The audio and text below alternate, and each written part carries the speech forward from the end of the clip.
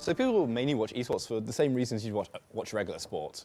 Maybe you play the game on your own on the weekends, and so you want to see what professionals at the top of their game can do. See how you could learn something from those professionals and use it in your own game, or just sit back and enjoy it. Because a lot of the casters, they're not just there for analysing footage and telling you what's happening. They can also be a personality. You'll watch maybe a caster on their own, just streaming on Twitch, and oh yeah, cool, they're fun and enjoyable. Now they're finally doing a professional stream, and since you already have an audience with them, you'll be interested in seeing what they have to say on a professional level. You'll also sometimes have an investment in a team. For me, like one of the teams I really like for Heroes of Storm, separate game, is Team Dignitas, partially because the majority of the team is made up of guys from the UK, which is actually kind of rare from an esports standpoint. Usually there are a lot of other European guys, not so much UK. When people want to watch esports, there's a few different places, but most of the time it comes down to watching it on Twitch. It's an online streaming platform where both games, like done on a professional standpoint, and just individuals can put up footage of them playing a game and broadcast it live. It also has like this built-in chat, so it generates this community as viewers can interact with each other, and also with certain streamers. But recently, esports has been going on to more traditional channels as well. ESPN, for instance, whilst they will usually just do like football or regular sports, they have been recently transferring over to showing some of Street Fighter as well. It's still in its early stages in it, like to be on more regular TV, but hopefully it's going to be growing because the industry, like financially, is doing very, very well. Twitch, otherwise, is the main place to go. Hello and welcome to our little DMU Civil War thing that we've got going on. My name's James Hickling. You might know me as Don Conkey if you're in the weird, annals of history or anything like that.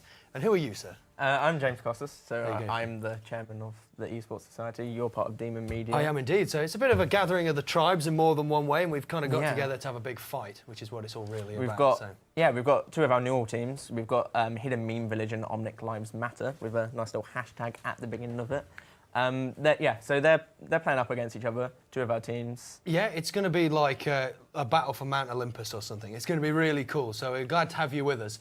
And you mentioned a little bit something about NUL there. Now, yeah, NUL, the National University Esports League, and if you want to hear more about the NUL, we have a videotape.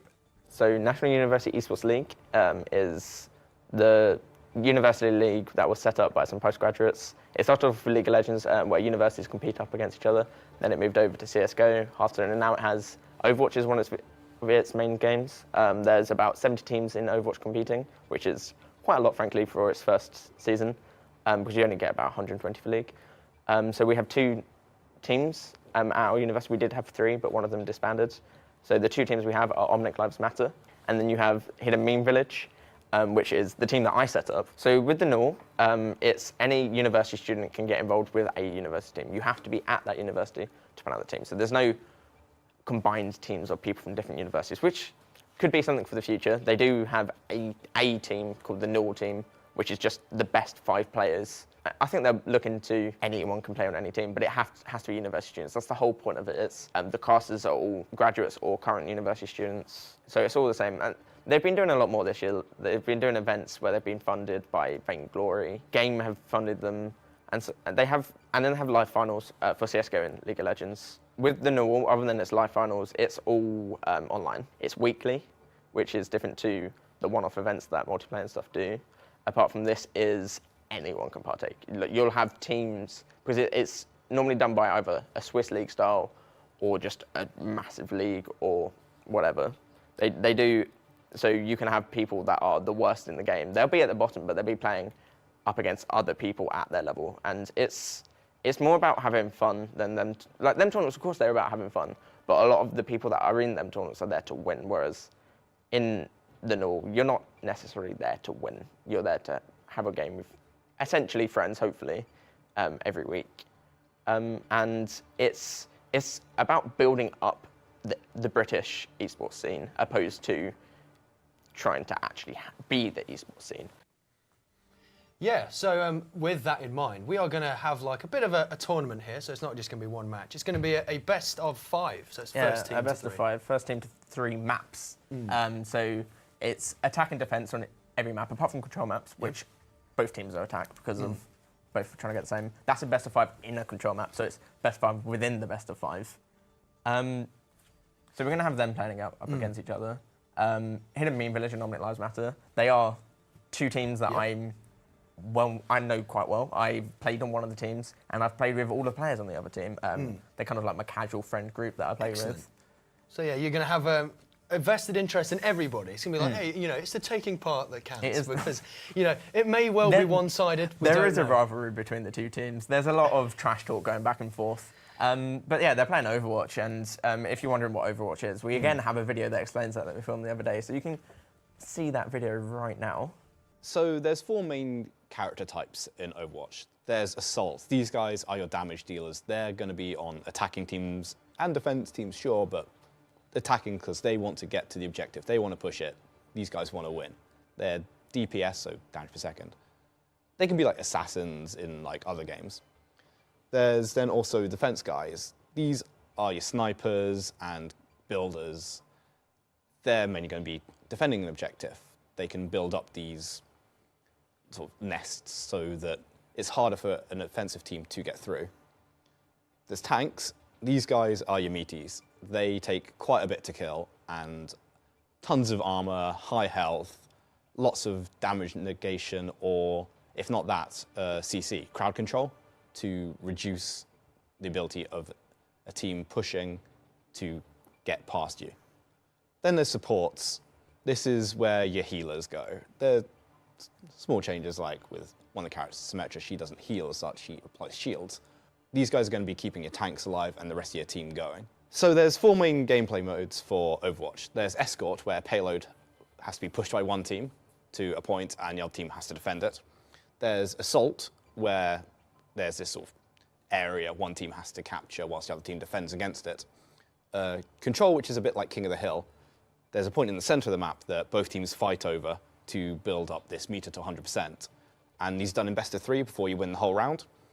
And then there's Hybrid, which are all these modes sort of put together into one map. You do a bit of payload, then maybe you have to capture a point. So now we figured out what Overwatch is. We can talk a little bit more about the teams and how they fit together, because Overwatch is one of those games where it's not like each player has every advantage. You play to a certain class, don't you, with a certain weapon? Yeah, so how do you reckon they're going to do it? It's not a certain class, but a certain play style and where you fit in a team. So typically, the standard way to do it is having 2 DPS, 2 damage dealers, 2 tanks and 2 healers. But obviously, there can be a bit of a change. Yes. There has been a 1 tank, 3 DPS, 2 healers. There has been a 4 tanks, 2. Yeah. So it depends what's going on at the time. I expect only to have 3 tanks, 1 DPS, 1 and 2 healers, or just 2 of each. Totally, yeah, because it's all about being reactive, isn't it? And sort of responding to a situation and kind of responding what your team is doing. It's very much like a real, I hesitate to say real sport, because this is a real sport as well, because it's played for money. But I do think it's really interesting in that way that it's all about like working around each other. And as you say, sometimes more damage or more, meatiness or more support.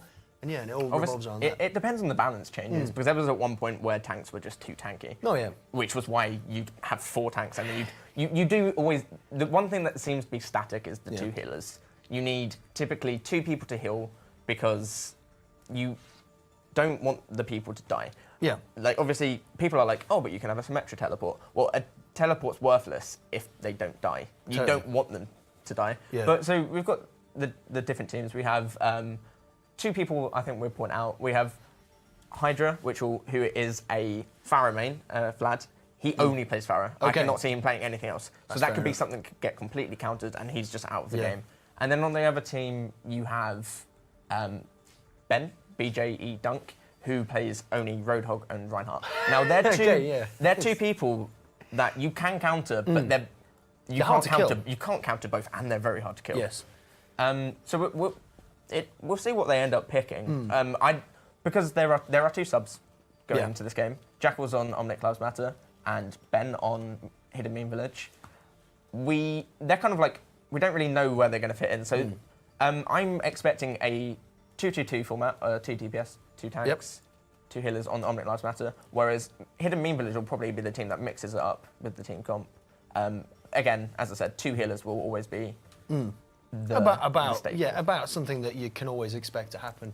So yeah, I mean, we're expecting a pretty tight match, to be honest. It could go right down to the wire, but you never really know with these things. As I say, we had a annual tournament recently with League of Legends that went totally crazily. Well, that wasn't us. That was the University of Leicester. Oh, they had a pro player, and that did not go to plan. They lost, and it was an interesting tournament.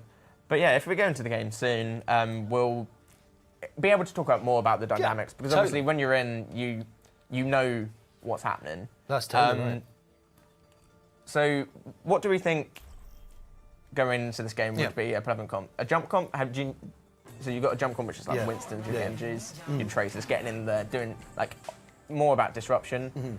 Or do you expect more of just the standard protect? I think damage dealers. It really depends, doesn't it? Maybe the jump stuff is always cool. I always like that type of stuff, especially when I'm watching it competitively and things like that. But as I said, I'm very open to ideas, really, and I expect they will play well, I guess, and that's all that's going to happen. So I think the match is just about to start. We're just about to start, and we're on Lijiang Tower, so we're in a control point map, which is kind of King of the Hill style game. Oh, right. Yeah. So this one is more about, it's very team fight focused. Yes, it is. The thing with Overwatch is it's not like a lot of other esports it's about objectives. It's very much about getting a pick to then win a team fight to then get the point. Obviously, objectives are important. Yeah, of course, and it's all about like stopping your team doing the thing that is the objective of the game. But that's all done through like wiping out the enemy, isn't it? Yeah. And the worst possible thing that can happen to you in Overwatch is to be team killed, which means you're all dead, and essentially the team that is still alive has got complete reign to take on the objective and to get in there. And here we are. It's the first match is underway. 4%. Which is crazy. So close. Very close. That was very close. That could have gone completely the other way if the Mercy got out a pistol and shot them, because that would have got her res up a lot quicker.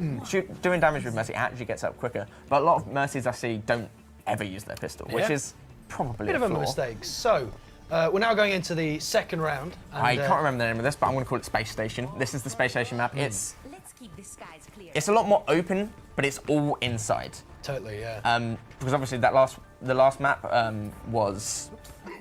A lot of it was outside. Outside was open, but then when you actually got to point, that was closed in. Whereas this one's kind of the opposite. It's all inside, really, but the actual point is opened up. So I reckon it looks like both teams are probably going to go hard and fast due to these things. We've had a bit of a change-up there on red. We had Zenyatta, but he's gone back to Lucia. Maybe he was just messing around. Well, we have got the Soldier 76 opposed to the Winston. Interesting play there from Ash. It's a complete retake. That was... Yeah. They never got the point because they never actually solidified their kills.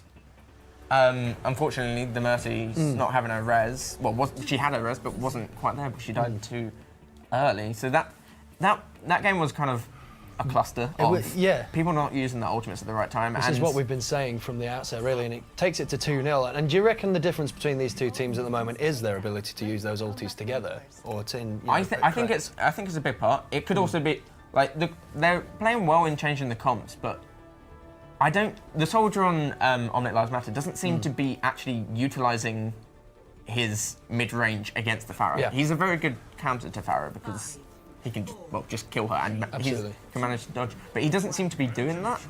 It's not necessarily an easy job when there's a Mercy flying with the Pharaoh, but it's something that should occur. So yeah, we're in overtime. So in the last fight we're going to have, there has been a couple of ultis pop there, Lucio, so yeah, that's the combo I expected. That's pretty much. But then the Mercy ult, they need to go round and kill the Mercy, otherwise you've blown all your ultimates and you actually haven't got any kills.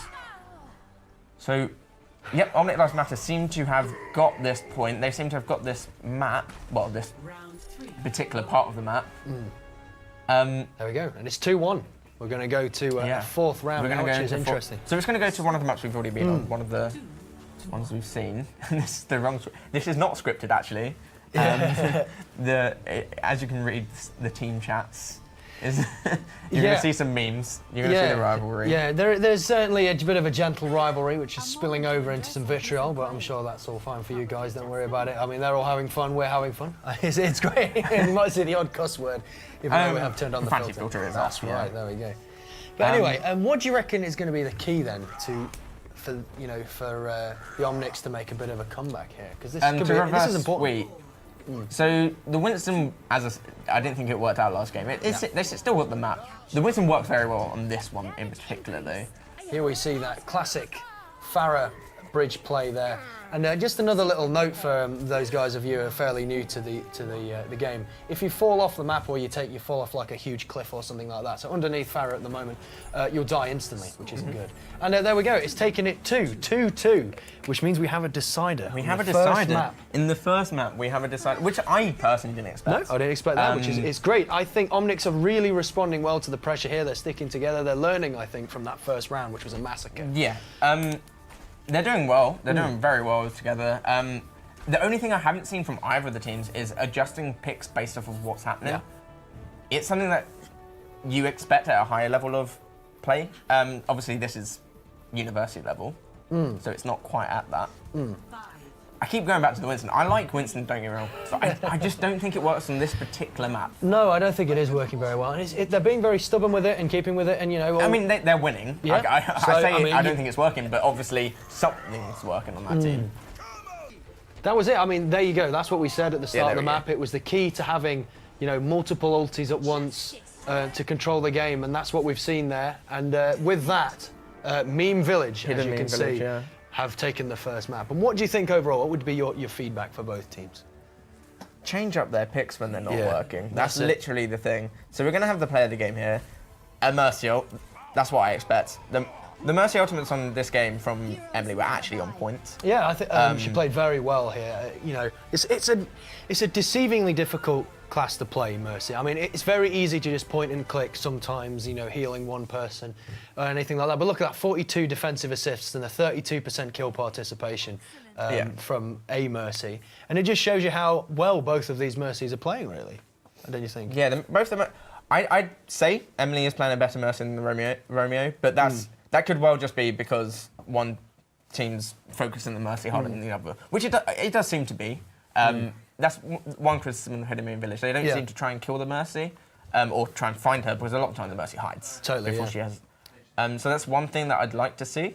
The interesting thing about Overwatch is that each of the maps, kind of like Counter-Strike as well, they all play very, very differently, and they all lean towards different heroes. And things like that. And the one that we're about to go into, which has been confirmed as Nepal, by the way, fantastic map and one of my favourites ever. It's got this really cool, like Eastern. Well. As a Lucio main, of course. There's lots of. But so are all control That's points. true. There's lots of enviro hazards as well. Lots of places to get pushed off and pushed into. So it's great stuff. And so we're heading into the game. If we go in, so we can go into the game if you like. And Symmetra has been hovered over. Obviously, they could just be trolling us. We don't know what they've hit. So they've hovered over Symmetra in the game. All that type of stuff going on at the moment. Yeah, and it looks like the Lucia. So Reinhardt appearing Symmetra as well. is a support, and they have hovered over her, but she's kind of feels the flex role, and she actually takes a spot in the team comp of a DPS. Yeah. Opposed to what Overwatch has labelled her as. Yeah. Because all she does is provide some shields. And there we go, no Winstons to be seen. Somebody finally got rid of the peanut butter, which is annoying. He's playing Lucio, so I'm going to criticise my housemate a lot. Here we go, on that's him playing fine. Lucio. Because you're very much a Lucio main, aren't you, as well? What draws you to that particular hero, then, yourself? I don't really know. He was kind of... I kind of just wanted to fill the space in the team. Yeah. And a lot of the time, it was on control points. And at the time, Lucio's just was a must pick on control points to get there quicker. So we've just seen blue team pick up a kill. Okay, none of them even got onto the point, which was a massive flaw from them. You need to check the times. You need to check the percentage. Otherwise, you're just going to miss out on a push. As long as someone contests, it gives you them 5 more seconds. For those that don't know, when you're in overtime, the longer in overtime, the quicker the overtime bar will go down when no one's contesting. So to begin with, it's 5 seconds, and then overtime will go down to as soon as anyone steps off, it will go. Yeah. So the game can't last forever, essentially. Now this is an interesting map now that we're going into. It's the control point is on an elevated platform in the middle, and there's plenty of room to traverse around the side. There's health packs to pick up and all that type of stuff. And it's an interesting one because I think Farah is going to do pretty well here. See, one thing I haven't seen from either team Blue team haven't had to really do it yet, is not taking the typical route to get to the point. He Lucha has finally eventually gone dies. down, but that was a long time. But the soldier ult is back up. Nice Look bit at of this charge. carnage, I love it. But with the Zarya shields, which is something I said we didn't see from this team, it's working quite well against them. But the Pharah flanking there, getting some kills, it keeps going Hello, back and forth. a little bit of the hello there as well. Fantastic Mean riposte. Village taking this again. Yeah. We could have a repeat of last time. They did go 2-0 last time, going back to 2-2. So we'll see what happens. But Absolutely. Now we're going to go for a map which is, interestingly enough, this is so we're predominantly going on to the indoors. temple, I believe this one is. Yeah, or something like that. But it's got a huge fall hazard inside. Very, very dangerous, Really especially good. for Lucio. Exactly. So that's why we're seeing one there on Omnic Lives as well, because they really do need to get this map, because otherwise the series is in pretty bad danger for Yeah, them. this map's really good for Roadhog as well. Roadhog can stand up on one side Yeah. and hook people off of the map, Oh, which yeah. sounds peculiar, but you can hook them off and they're full in front. Yeah, once and we you get stand in at there, the you'll edge. see the anatomy of the map. So, what I'd like, again, what happened last game, no one pushed on right or left, they just pushed down the Yeah, middle. which doesn't. Well, it works sometimes. It but- works against Yeah. discoordinated teams, which is why you're probably seeing it work more than it should. Or was it Tom Fa- T I know it was about the to Farah go bot. down, and he's dead. So Blue Team have actually taken this in something that potentially shouldn't have happened, but the Yeah. team, May's really good at surviving. Nice ultimate there from the Farah, getting. rubbing it in a little bit there. But Mercy's not done yet. But I think I think that is the map done. unless Reinhardt does something crazy like that and delays the inevitable, it seems only. But they're leaking in now, as it's called. A nice May wall blocking the D roll, which is a massive explosion that basically kills anyone that's in line of sight. But obviously you can get out of line of sight because it's essentially static once it's been done. So that's a win for Hidden Mean Village. Mean Village again have taken the series. Well, they've gone 2-up in the series. Two up, which I believe is them winning winning the whole thing. winning our little Right, brawl. so we've got a player of the game here by the Farah. I wanted to go to the soldier, but Same. we'll see here. So yeah, okay. It was, yeah. and no one saved the Mercy. The Mercy can fly to someone. Just have a little so bit that of was, that. Yeah, so that was a really nice knock. Environmental was awaited in player of the games. So it was a really nice play. And there we go, Ched. Look at that, 17 kill streak, 45 eliminations. I Yeah. think he's my personal player of the match. Yeah, player of that map. Overall in the game, I think I'd actually give it to Emily. Yeah. From the other team. It's normally you give it to a team that wins, Yeah. but I think she played a lot better than we expected. Totally, yeah. And she ended up pulling off. I think only one ultimate I saw wasn't that great from her. Yeah. Which- Yeah, and it just goes to show that Overwatch really is a game that, as we've said it before, relies on those ultis, doesn't it? Like that. And that second match there was so much more organised with their ultis and stuff like that. And it worked. And, you know, especially the soldier with the aimbot was Yeah. great. Strafing like entire teams, triple kill every time. Yeah, Great triple kill every time. Just about. But yeah, no, he was doing very well. It's something I didn't expect because I've obviously played with him. We were the two healers on the team. He plays Anna, so he's probably quite accurate. I believe he's played other shooters such as CS:GO. Yeah. So he seemed to fit the play style very well. It's often a DPS that a lot of people go to if they're on their off roll. It's certainly what I play. Yeah. So We're playing a third game of We are. Payload. Yes, we're just going to play some Payload because why not? We love Payload. We I love haven't seen a Payload map yet, That's and true. that is the staple of Overwatch. Yeah, it is, and it's kind of it was born, I believe, as a Team Fortress 2 mode back in the day, which is Yeah. great. And the objective of Payload, just for you guys who don't know, is that there's a point in the map that one team has to stand near, and that point will then progress through a track in the map. And you have to essentially get it from A to B, and to C and to D. And the other team have to try and stop you from moving it. So it's very much almost like a control point game that moves. Yeah. And what do you reckon is going to be different on this control point map to this one? I expect a Reinhardt. Yeah. That for sure. Reinhardt's just very good at protecting the payload. So we're not actually going onto payload, we're going to a hybrid map, which includes payload into it. Totally, yeah. So it's a capture the point, then you push the payload. Now, I upwards. have to admit, I think Hollywood here is probably my favourite map in the game. I absolutely adore it. It's steeped in really cool imagery and stuff like that, which I think gets forgotten a lot about in the esports league because it's really pretty. So this is a map I actually know a lot of the points to hold. So often what you want to do is put one of your tanks onto this doorway here, Yep. Obviously, with the symmetry, you don't necessarily have to do it because she defends it very well herself. But you want to block the two main entrances with tanks, and then you kind of, if they manage to get past, you pull back and you hop. The other team typically push from, if you're, let's say you're pointing towards the building from the car, they're pushed from the right, which obviously you'll see when we get into the map. You might not necessarily know. And that's actually quite an enclosed spot, which is where you'd like to have a Reinhardt charge or something to push down. So Smiling Frog set up his turrets in quite annoying places. Turrets, a lot of people are there, oh, I want to get in a position that does a lot of damage. It's not always about damage, it's sometimes about getting information of where the team are, because they give you a, as you can see there, nice little exclamation mark when someone triggers it. Yeah.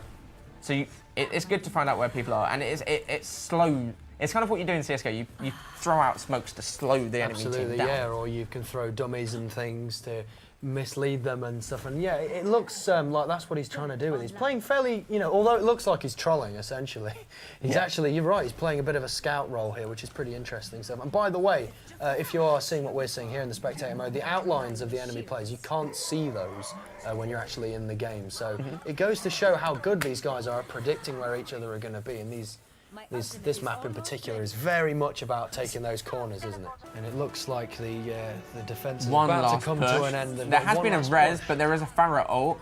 Farah has gone down to the Lucio bid. It's not enough. Yeah. Roadhog going, you can't hook, kill, and nano-boosted target, unfortunately, because of the defensive increase. Yeah. So this does seem to be a hold by blue team. As I said, I don't know if the changes have gone through. Yeah. But I believe all red team have to do is get one pip on their push. I believe so, yeah. So here we go, let's have a look at this. Time remaining 0 seconds, because they were obviously timed out. So yeah, essentially to win this map, so the changes have gone through. Yeah. As you can see on the little clock at the top of where it says A, it has an orange arrow. All you have to do is get past that arrow now. Yeah. So they've not done the change where you have to get at least a third, which is a change that's being implemented, because this is a bit like, oh, no one gets a third, it's a draw. Yeah. It makes sense in that case. Whereas now, at the moment, how it currently is, all you have to do is get past, that looks about, 15, 16%. Yeah. So 17.9. Yeah. So all they have to do is get past that. So unfortunately, we won't actually get to see anyone push a payload, because the game is over after that. I believe so, yeah, unless we're doing another round, but we don't know. Essentially, guys, this has turned into a bit of an exhibition match. Torbjorn coming out with his Father Christmas skin, which is always hilarious. I like the tactic here. Looks pretty good to me. Getting a very defensive comp. Lots of builders are really good at being defensive, because a lot of the time teams, you need to build your team comp around them a lot of the time, otherwise you're just not going to be successful. But as soon as you destroy the turrets and get a push, they're not as good. They're nowhere near as good. So we'll see how well. They're just going to defend the Torbjorn turret. I'm surprised I don't see a Bastion. Yeah, exactly. That would be really good there behind that little Orisa shield. Although the point is now contested, although it's not being... There we go. Here's a push here. But there is the teleporter up, and I believe they haven't destroyed it. But they managed to get enough of a percentage, so they have won this map. And they've won every game. Hidden Meme Village. So they got past the percentage, so it didn't seem like they held it for long. But they did manage to get it enough. And I reckon it could have been held for longer because of the teleport. But they just didn't give themselves enough when they attacked. Yeah, and they just weren't going into So player of the game here from damage. Ched, playing Genji. Of course, Ched been a fantastic player this series. I think. Yeah. Been really good stuff. Here we go. Lovely ulti, just jumps into traffic and it's just not there anymore. It just melts. Fantastic stuff. Wonderful.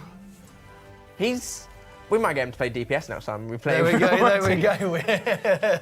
You're hired, Ched, if you're listening. Well, no, he is the support on my team, but we can... Here you go. Katie can play healer, why not? She's not one of the people playing. That's why we've got a 7-man roster, which is why we've got to have one support. Yeah, so that was it, wasn't it? Like, it was 2-0 in the 2-0 in the series of 3, and then we had that little exhibition match at the end, which also went to Meme Village. Did that go as you expected it to go? To try not to sound biased, I expected Hidden Meme Village to take that completely without dropping. They did worse than I expected on the first control point. Yes. It was a lot closer than what people would have expected. The summoner ratings in competitive is average of about 600 difference between the teams. Yeah. So it was expected, but the only thing I would say was in favour of Omnic Lives Matter is they practice a lot more. That's what I was going to say. Yeah, it clearly seemed that there was a lot of synergy and communication there going on in the in Meme Village, and it was they were really great actually. I mean, they were very competent together team, and they did something which was important, which as we've seen throughout the series is reacting to They things. fixed what they did wrong in the first game. Yeah. They started to actually organise their ultimates and sync them up, and it got them the win a lot more convincingly on Nepal than it did. Absolutely. On I mean, Lijiang. Lijiang Tower, I think it may maybe not have resulted in an Omnic victory, but it could have been a lot closer if they'd have not persisted with that Winston there, because like, it seemed to get hammered quite a lot and not waste ultis, but it seemed to lessen their attack, and I think it could have been a lot closer should those things have happened. Yeah, unfortunately, the banana man, the gorilla, it just didn't work for them. It's when Hidden Meme Village they utilised it a lot better. What do you think could have been done better? Oh, we've got some replays going on. We do have some replays here going on as well. This is interesting stuff. Now, these are handpicked by Jake, who's one of our kind of clip wranglers here, and he's shown us a lovely little bit of lofty Farah play going on here, just focusing there on the ultimate, waiting for it to pop. That was the ultimate ice ice that kind of countered the Mercy ultimate at one point, because Mercy rezzed everyone, but he reactively, once they were rezzed, just ulted on top of them and killed them all again, because it doesn't give you enough time to react to it. Yeah. You can't Reinhardt shield. The only one that could do that is D.Va, because their Matrix can go instantly, which is the change I said should have happened. And they did have it, but I don't believe she was there. And here's another one from Nepal, coming from May. Throwing out a couple of spikes here. I think I remember this one. Fan, look at that, cutting off the artery, forcing D.Va to take the long way around. So this is where they failed to kill the Mei. So Mei dropped down, and the wall was subpar, to be quite frank. Blocked off the Lucio to an extent, but he can just run around. But stalled long enough for the rest of the team to get there, and at least got the ultimate down, which freezes everyone. There we go, a bit of a premature party popper over there. But yeah, we've got some, again, look at this fantastic Farah play. Again, played really well on this second match. We didn't really mention Hydra that much, mainly because like he's been playing really well throughout the entire game. He was playing really well, and he only played Farah. It was very linear of, oh, I'm going to kill a couple of guys. Which, credit to him, probably helped them win the game. But it wasn't necessarily a big talking point. Exactly, Not when you had Ched there popping off on the Exactly, soldier. just like press Q for triple kill type of stuff. But no, I mean, a game with some real pretty interesting highlights in it, mainly based around ultis and stuff like that, because Overwatch is, as we've always been saying throughout this, is a game that is just, you know, so much about building up those ultis and popping them at the right time and timing it and all that type of stuff. It's a very situational game. Obviously, it's not quite as linear as we may have made it out to be. But it does have them steps that you should probably follow. And we do have one more replay of a Genji ultimate, the play of the game. So this is what we just saw. Yeah, this is just slice and dice time, you know what I mean? It shows how this hero can be played, because I know a lot of people play it and are very good, frankly. But look at this type of stuff, taking on the Roadhog. I mean, everyone's just there one moment and then gone the next. It's fantastic stuff. And all that is left now is for us to announce that Hidden Meme Village have won the DMU Deathmatch, and we're going to have one of these. Hey, there we go. Thank you very much for watching, everybody. Yeah, we'll probably be back at some point and doing something like that again, because it's been a lot of fun. Thank you, everybody here at DMU, and also thanks to both of the teams for giving up their time. Yeah, they've done DMU Esports proud, playing a nice little game. They have indeed. You can follow us at our Twitter at DMU Esports. We've got our Twitch, which you will be watching on right now, and we've got our Facebook page, if I remember, facebook.com/groups/DMU Esports. Yes. So thank you very much for watching. And remember, I didn't ask for a banana, okay? They just gave it to me. Thank you very much for watching.